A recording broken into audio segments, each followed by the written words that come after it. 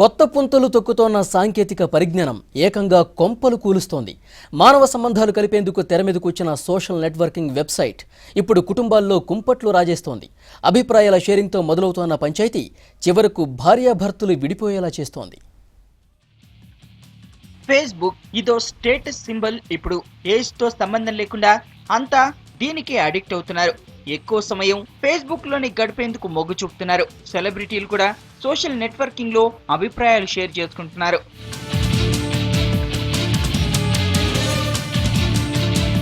Facebook లో పరిచయాలు మనుషులను ఎంత దగ్గర చేస్తుందో అంతే దూరం చేస్తున్నాయి. భార్య భర్తల మధ్య ఫేస్బుక్ దూరం పెంచుతోందని టైమ్ మ్యాగజైన్ తాజా పరిశోధనల్లో వెల్లడైంది. పచ్చని సంసారంలో చిచ్చు పెడుతోంది. ఫేస్బుక్ ఎక్కువగా యూజ్ చేయడంతో యుఎస్ లో విడాకుల కేసుల సంఖ్య ఎక్కువైనట్టు తేల్చింది. ఈ ఏడాది ఇప్పటి వరకు 4% విడాకుల కేసులు నమోదయ్యాయని రికార్డులు చెప్తున్నాయి.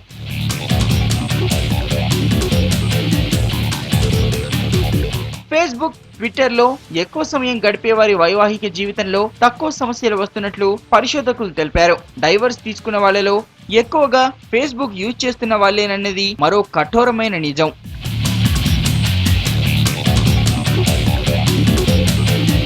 సోషల్ నెట్వర్కింగ్ సైట్లను మంచి కోసం యూజ్ చేయాలంటున్నారు పరిశోధకులు. లేదంటే సాంకేతిక పరిజ్ఞానం సొంత జీవితాల్లో కుంపట్లుగా మారడం గ్యారంటీ అంటున్నారు.